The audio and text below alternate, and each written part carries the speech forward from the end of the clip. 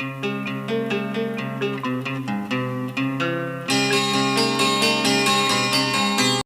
दोस्तों, कैसे हो आप लोग। स्वागत है आपका हमारे YouTube channel fun with math में। और हम लोग बात कर रहे थे वर्ग और वर्गमूल की।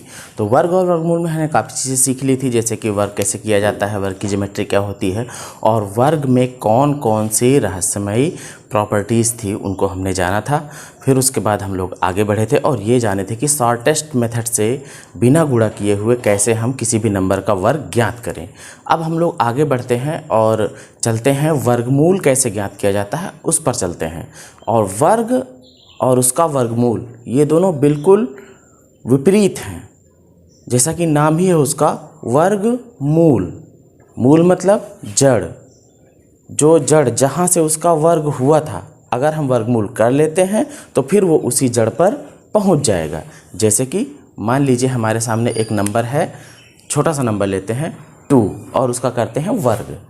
तो 2 और 2 का किया हमने वर्ग। जब 2 का हमने वर्ग किया तो इसकी वैल्यू आ जाएगी क्या, 2 मल्टीप्लाइड बाई 2, 2 2 जा 4। अब अगर हम इस 4 का वर्गमूल ज्ञात करते हैं तो हमको फिर से 2 मिलना चाहिए। तो आइए देखते हैं। तो हम 4 का वर्गमूल करते हैं। दो तरीके से वर्गमूल किया जाता है, एक होता है प्राइम फैक्टराइजेशन मेथड और दूसरा होता है डिवीजन मेथड। तो अभाज्य गुणनखंड विधि से हम इसका कर लेते हैं। तो 4 का हम वर्गमूल करेंगे तो क्या होगा भाई, अभाज्य गुणनखंड। ऐसे गुणनखंड जिनमें हम संख्याओं को सिर्फ अभाज्य संख्याओं को ही लेंगे, जैसे कि 2, 3, 5, 7, फिर उसके बाद 11, फिर 13। तो आइए हम लोग देखते हैं। तो ये 2 से कट जाएगा, 2 दूना 4 और 2 एक कम 2। वर्गमूल निकालते समय हमें जोड़े जो बनाने चाहिए वो 2 2 के बनाने चाहिए। तो एक पेयर यहाँ 2 का मिला हुआ है तो इसका वर्गमूल आ गया कितना, 2।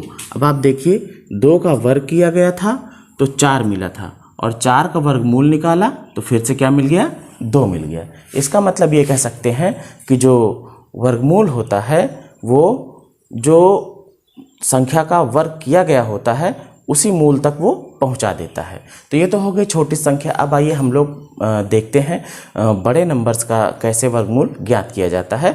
तो शुरू करते हैं हम लोग वर्गमूल को। तो जो वर्गमूल है वो 2 विधियों से निकाला जाता है, और पहला होता है अभाज्य गुणनखंड विधि। अभाज्य गुणनखंड विधि का मतलब हो गया कि प्राइम फैक्टराइजेशन मेथड। तो ये तो हो गया कौन सा भाई, ये हो गया prime factorization method. Factorization method. और दूसरा जो है वो है डिवीज़न मेथड, भाग विधि। तो सबसे पहले हम लोग शुरू करते हैं प्राइम फैक्टराइजेशन मेथड को कैसे किया जाता है। बहुत ही सिंपल है। आप लोगों को गुणनखंड पहले से आता है, और अगर नहीं आता है तो मैं इस ढंग से बताऊंगा कि आपको गुणनखंड करना एक बार में समझ में आ जाएगा।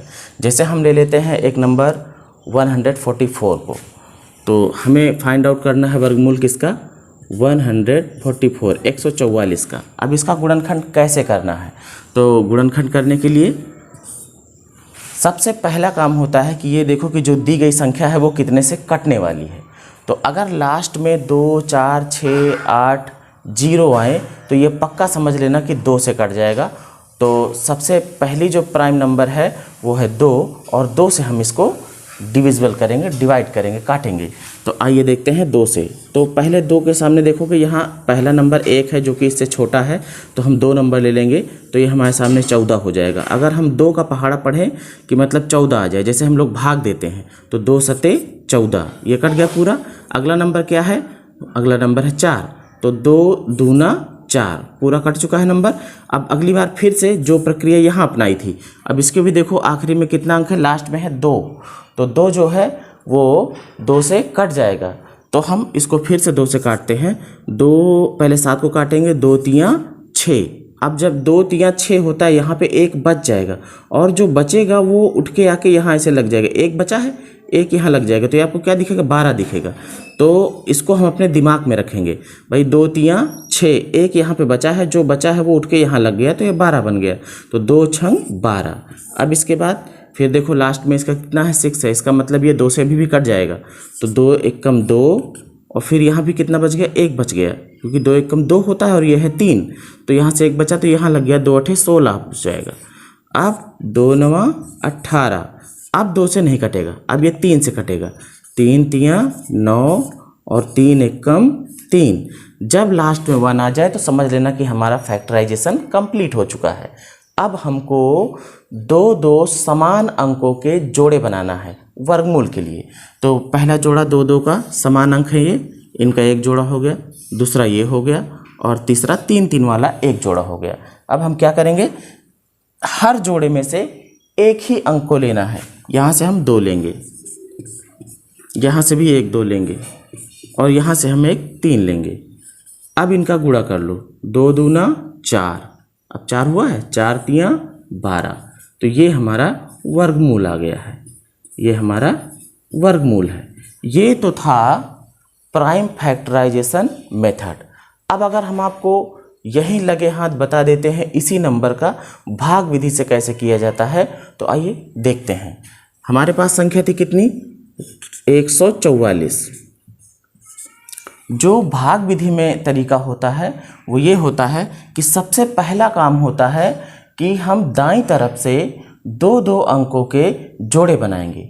अगर 2 अंकों के जोड़े बनाते समय हमें सिंगल अंक बच रही है लास्ट में बाईं तरफ, तो उसका हम 1 अंक का भी जोड़ा बना सकते हैं। तो पहले हम यहाँ देखते हैं 2 अंकों का एक जोड़ा ये बन गया। अब देखोगे यहाँ पर 1 ही अंक बच रहा है, तो 1 अंक का भी जोड़ा बन जाएगा। अब इसके बाद अगर इसका हमको वर्गमूल निकालना है तो इसमें क्या होता है, इसमें जो जैसे हम भाग देते थे तो उसमें 2 का पहाड़ा पड़ रहे हैं तो 2 तियाँ 6, 2 चौक 8, 2 पंचे 10, 2 छंग 12 ऐसे कर सकते थे, लेकिन इसमें ऐसा नहीं कर सकते। इसमें पहाड़ा जो होगा वो वर्ग का ही पढ़ा जाएगा। और वर्ग का पहाड़ा कैसे होता है, जैसे कि 1 एकम 1, 2 दूना 4, 3 तियाँ 9, 4 चौक 16, 5 पचम 25, 6 छंग 36, 7 सता 49, 8 अट्ठाईस 64, 9 9 81, ऐसे ही होता चला जाएगा। तो आपको कम से कम 20 तक तो याद रखना ही है वर्ग की टेबल, तो आसान हो जाता है ये, नहीं तो फिर आपको गुणा करना पड़ेगा, चेक करना पड़ेगा। तो 20 तक आप याद रखिएगा। तो अब देखते हैं सबसे पहला जोड़ा इसका क्या है। इसका सबसे पहला जोड़ा है 1 का, तो हम पहले 1 को ख़त्म करेंगे और अपना जो वर्ग की टेबल है, जो वर्ग का पहाड़ा है, वो क्या होता है 1 1 जा 1, इससे ज़्यादा नहीं होना चाहिए, इसके बराबर आ जाए। तो 1 एकम 1 ये हो गया, ऐसे लाइन खींच दिया। अब क्या करना है, जितनी बार वहाँ गया है उतना ला के इसमें प्लस कर देना है। 1 था, 1 बार गया था यहाँ पे, तो हम इसी 1 को यहाँ पे ला के प्लस कर दिए, तो 1 1, अब ये कितना हो जाएगा 2, और ये वाला पार्ट हमारा 1 में से 1 घट जाएगा, ये ख़त्म हो गया, ये हो गया 0, या फिर हम चाहें तो क्रॉस भी कर सकते हैं, तो जो आसान लगे आपको। अब इसके बाद अगला पूरा जोड़ा उतरेगा, 44 है ये, तो पूरा 44 आ जाएगा, 1 1 अंक नहीं आएगा, तो पूरा 44 ये आ चुका है। अब यहाँ पे हमको क्या करना है, क्योंकि 1 और 1 इनको जोड़ने के बाद 2 आ गया है। अब इसके बगल में राइट साइड में हमको जो नंबर लाना है वो अपने हिसाब से लेके आना है, और नंबर ऐसा होना चाहिए कि उस नंबर का फिर उसी से गुणा किया जाए। जैसे अगर मान लीजिए यहाँ पर हम 1 लाते हैं तो 1 से ही इस पूरे में गुणा करेंगे और गुणा करके यहाँ लिखेंगे, इससे ज़्यादा नहीं होना चाहिए, इसके बराबर आ जाए तो ठीक ही है। तो अगर 1 लाते हैं तो 1 से इसमें गुणा करेंगे, मान लीजिए 21 है और हम 2 था, यहाँ पे हमने 1 लगाया, समझ लो 2 था, हमने यहाँ पे 1 लगाया, तो हमको 1 से ही गुणा करना होगा।